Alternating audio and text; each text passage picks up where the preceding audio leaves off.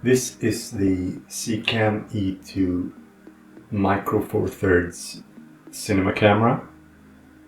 I've had the ZCam now for around 6 months. I know there's a lot of people out there looking for information about these cameras. So in this review I will only be talking about the things that are important to me.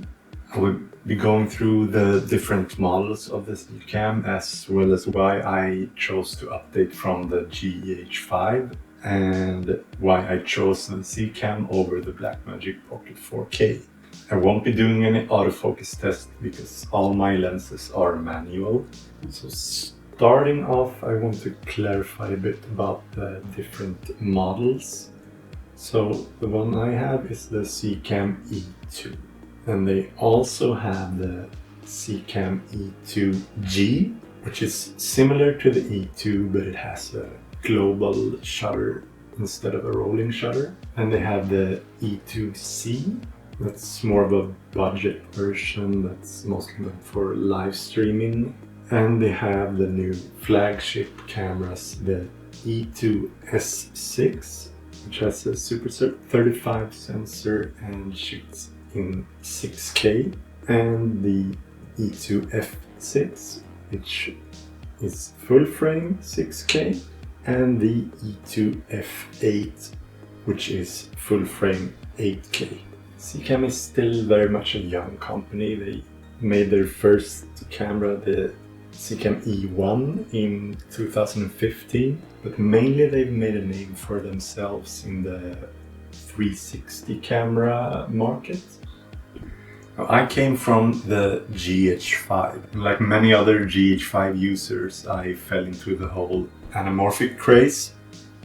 And the GH5 really is a spectacular camera for anamorphic, but some of the aspects that started to bother me in the long run was wanting to shoot 10-bit 422. I'd have to transcode everything in post to ProRes for editing, and also you can't really shoot any high frame rates in anamorphic mode on the GH5. So that's ultimately what drew me to the ZCam.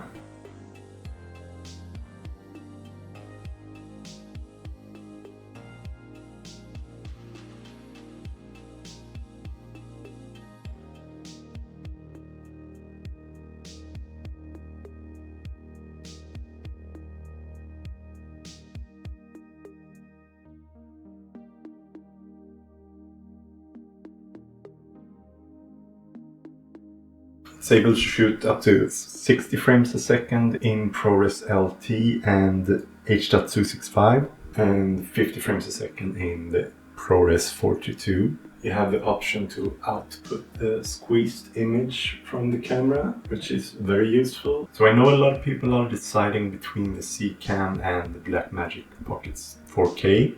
And for me that choice was quite obvious. It all comes down to the height of the sensors.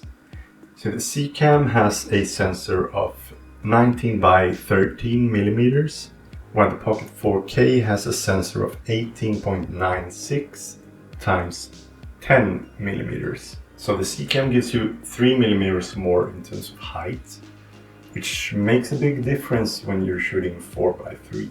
And when it comes to the Pocket 6K, well, that also has a native 17 by 9 sensor, which measures down to 23.10 millimeters by 12.99 millimeters. So you're still getting more height on the ZCam E2 than you do on the Pocket 6K, which means when in shooting anamorphic on the 6K you don't actually benefit from the Super 35 sensor. So essentially you get the same exact ratio on the ZCam E2 as you would on the Pocket 6K. And then of course ZCam also has a Super 35 camera which has a sensor of 23.4 by 15.67 millimeters. Once again making it quite a bit more of a lucrative option for anamorphic. Another camera that a lot of people have their eyes on is the red Komodo. So Jared Land recently mentioned the sensor size, and it's 27.03 millimeters by 14.25 millimeters. So it's taller and wider than the Pocket 6K, and taller yet shorter than the ZCam S6.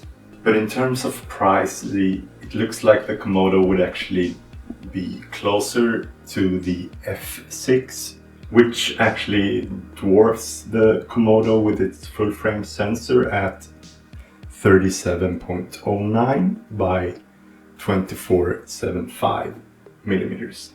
It may sound like I'm pretty much just a fanboy at this point, which in a way I am, but once again, these aspects are only important for anamorphic, and there are a bunch of other things to take into account.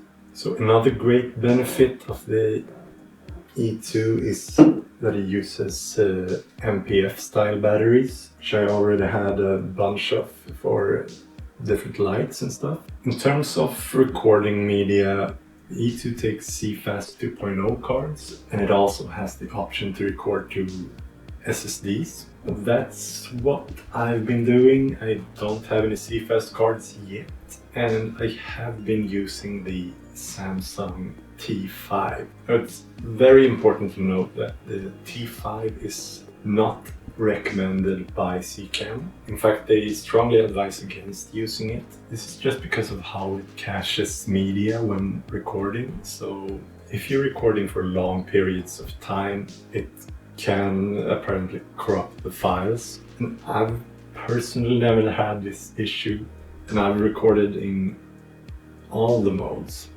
So it has been able to handle ProRes HQ and even RAW. But again, I can't recommend it, because if you run into any problems, well, then you're to blame. So about the RAW. ZCam has recently implemented their own RAW format, the ZRAW. And at this point in time, you do need to process it through their own ZRAW converter, but they have said that they will have Premiere support soon.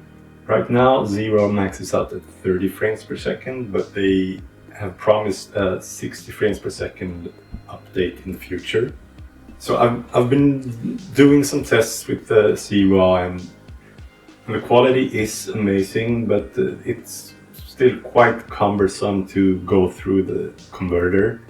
And at this point, I've only really used it for transcoding and haven't really gotten used to the tools yet. So I've just been outputting ProRes 444 directly and doing all the grading in Resolve.